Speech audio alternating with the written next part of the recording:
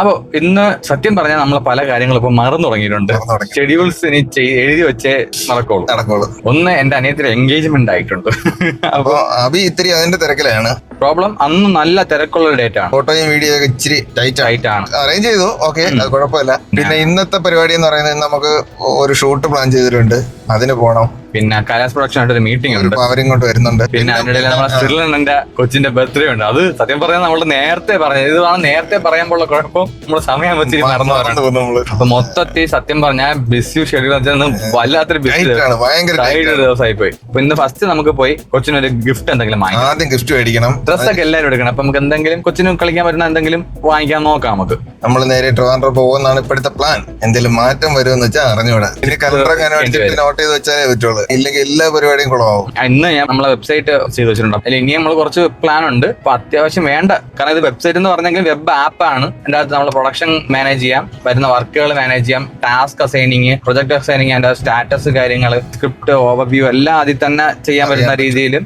പിന്നെ work priority ആയാലും എല്ലാം ചെയ്യാൻ പറ്റുന്ന ഒരു റിവ്യൂ സിസ്റ്റം ഉണ്ട്. അതിന്റെ അത് ക്ലയൻസിന് സിമ്പിൾ ആയിട്ട് അതിന്റെ അകത്ത് റിവ്യൂ ചെയ്യാം, ടൈം കോഡ് വെച്ച് തന്നെ ചെയ്യാൻ പറ്റുന്ന അങ്ങനെ കുറെ കാര്യങ്ങൾ വെച്ചിട്ടുണ്ട്. അപ്പൊ അത് ടെസ്റ്റിംഗ് നടക്കിയത്. അപ്പൊ അത് ചെറിയൊരു തന്നെയാണ് തുടങ്ങിയത്. ഫുൾ തീർക്കാന്ന് വെച്ചാൽ നമുക്ക് ചിലപ്പോൾ വർഷങ്ങൾ എടുക്കും. ഏകദേശം നല്ലൊരു ഹെവി ലോഡ് ആയിട്ടുണ്ട്. സ്റ്റുഡിയോയിൽ ഇനി അവർക്ക് അതങ്ങനെ യൂസ് ചെയ്യണം. ഒരുവിധം അവർക്ക് പറഞ്ഞു കൊടുത്തു, പക്ഷെ ഒഫീഷ്യൽ ഡേറ്റാസ് അപ്ഡേറ്റ് ചെയ്യണം മൊത്തം. ഇന്നിപ്പം ഞായറാഴ്ചയാണ്, അതാണ് വേറൊരു വിഷയം. ഇന്നലെ വാങ്ങിച്ചു വെക്കാനുള്ളതായിരുന്നു. ഇന്നലെ അറിഞ്ഞില്ലല്ലോ, ഇന്നിപ്പോ വിളിച്ചപ്പോ തന്നെ എന്തിന് കേക്ക് എന്നാണ് ചോദിച്ചത്. കൊല്ലാത്തത് ഭാഗ്യം. ആദ്യം നമുക്ക് ഗിഫ്റ്റ് മേടിക്കാം, എന്നിട്ട് ബാക്കിയുള്ള കാര്യങ്ങൾ ആലോചിക്കാം. യെസ്, നമ്മളൊരു ചെറിയ ഗിഫ്റ്റ് വാങ്ങിച്ചിട്ടുണ്ട്.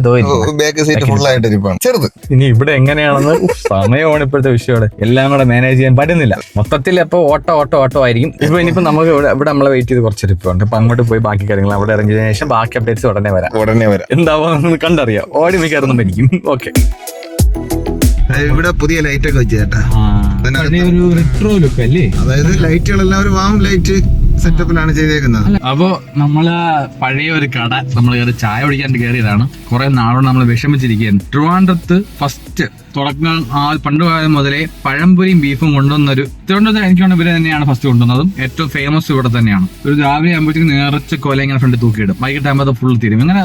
ഇങ്ങനെ ഒരു 10-20 കൊല വരൂലായിരുന്ന. വൈകിട്ട് ആകുമ്പോഴത്തേക്കും ഫുൾ തീരും. പക്ഷെ കുറെ നാളുകൊണ്ട് അവർ അടച്ചിട്ടേക്കുന്നത് എന്ത് കാര്യം തന്നോടെ അതെല്ലാം തീർത്ത് നമ്മൾ വിഷമിച്ചിരിക്കുക. എനിക്ക് തുറക്കൂല എന്നൊക്കെ ഇവൻ പറഞ്ഞിങ്ങനെ പറ്റിച്ച് നമ്മൾ വിഷമിച്ചിരിക്കുകയായിരുന്നു. പക്ഷേ ജോജന ഇതുവരെ കഴിച്ചിട്ടില്ലേ? അത് ജോജന ഇന്ന് കഴിക്കാൻ പറ്റുന്ന പറഞ്ഞാൽ കയറിയപ്പോഴത്തേക്കും സാധനം തീർന്നു. അവിടെ അങ്ങനെയാണ്, പെട്ടെന്ന് തീരും സാധനം. പിന്നെ ഒരു ദിവസം നമ്മൾ നേരത്തെ വരും, രാവിലെ വന്ന് ഇപ്പോഴായിരിക്കും നമ്മൾ പഴംപൊരി ഉണ്ടാക്കി തിന്നിട്ടേ പോകണുള്ളൂ. കുറെ നാളായി. എനിക്ക് ബീഫ് വലിയ ഇഷ്ടമല്ലാത്ത ആളാണ്. എന്നുവെച്ചാൽ കഴിക്കും, പക്ഷെ എനിക്ക് വലിയ ഇൻട്രസ്റ്റ് ഇല്ല. പക്ഷെ ഇവിടുത്തെ പഴംപൊരി ബീഫും വേറൊരു ടേസ്റ്റ് ആണ്. പഴയ ടേസ്റ്റ് ഉണ്ടായിരുന്നാൽ കൊള്ളാമായിരുന്നു. അപ്പൊ എന്തായാലും ഒരു ദിവസം വന്ന് കാണിക്കാം. അത് അന്ന് കാണിക്കാം അല്ലെ ഏത് കടയാണെന്നുള്ളത്. എല്ലാവർക്കും ഫേമസ് ആയിട്ട് അറിയാവുന്ന ഒരു കടയാണ്. പക്ഷെ ഇവിടെ ഫുഡ് അല്ലാത്ത ഫുഡും നല്ലതാണ്. നമ്മളിപ്പോ കഴിച്ച മസാല ദോശയാണ് കഴിച്ചത്, അതും നല്ല ഫുഡായിരുന്നു. രാവിലെ അപ്പം, ഇടിയപ്പം, ഇതൊക്കെ മുട്ടക്കറി, കടലക്കറി. ഇവിടെ ഇവൻ പറഞ്ഞു ബൊറോട്ടയും കടലക്കറിയും സൂപ്പറാണെന്ന് പറഞ്ഞു. അത് ഞാൻ കഴിച്ചിട്ടില്ല. അപ്പൊ ഒരു ദിവസം അതെല്ലാം ഒന്ന് ട്രൈ ചെയ്ത് കാണിച്ചു തരാം. ഇപ്പൊ നമ്മള് അജയരെ അവിടുത്തെ ഷൂട്ട് കഴിഞ്ഞു. ഷൂട്ടായിട്ട് നമ്മൾ ചെയ്തില്ല. ലൈറ്റ് കാര്യങ്ങൾ എങ്ങനെയാണ് മൊത്തം സെറ്റപ്പ് ഇതൊക്കെയാണ് ചെക്ക് ചെയ്തത്. കാരണം നമ്മളെ മതിയോ ഇപ്പൊ നമ്മൾ 24mm ലെൻസ് ഇടുമ്പോഴത്തേക്കും നോർമൽ ഒരു ഫുൾ ഫ്രെയിം ഇടേക്കാളും കുറച്ചും കൂടെ ക്ലോസ് സൂം ചെയ്ത് വെക്കും. അപ്പൊ അവിടെ കുറച്ച് സ്പേസ് കുറവാണ് സ്റ്റുഡിയോ സെറ്റ് ചെയ്യുന്നത്. അപ്പൊ ഓക്കെയാണ്. നമുക്ക് ആദ്യം ചെയ്ത് രണ്ടെടുത്ത് ചെയ്തതിന്റെ അത്രയും ഒരു ബൊക്കെ ഫീൽ വരത്തില്ല. ബൊക്കെ എന്ന് പറയുമ്പോൾ അപ്പേർച്ചർ അത്രയും 1.4 ഇട്ടാണ് വന്ന് എടുത്തത്. ചെറിയ റൂമിൽ നമുക്ക് ബൊക്കെ കിട്ടണമെന്നുണ്ടെങ്കിൽ അത്രത്തോളം അപ്പേർച്ചർ കൂടണം. 1.4, 1.2, 0.8 ഒക്കെ ഉണ്ടെന്ന് കേട്ടിട്ടുണ്ട്. ഞാൻ കണ്ടിട്ടില്ല. നല്ല പൈസയാവെന്ന് പറഞ്ഞു കേട്ടിട്ടുണ്ട്. നമ്മളെയൊക്കെ ഭാവിയിൽ എടുക്കാൻ നമുക്ക് സാധിക്കരുതല്ലേ, ഇത്രയും ബൊക്കെ എടുക്കാൻ പറ്റട്ടെ. അപ്പൊ ഇനി നേരെ വീട്ടിലോട്ട്. വേറെ ഒന്നുമില്ല, രാത്രി ഡ്രൈവിംഗ് ആണ്. അപ്പൊ അതുകൊണ്ട് വീഡിയോ എടുക്കുന്നില്ല.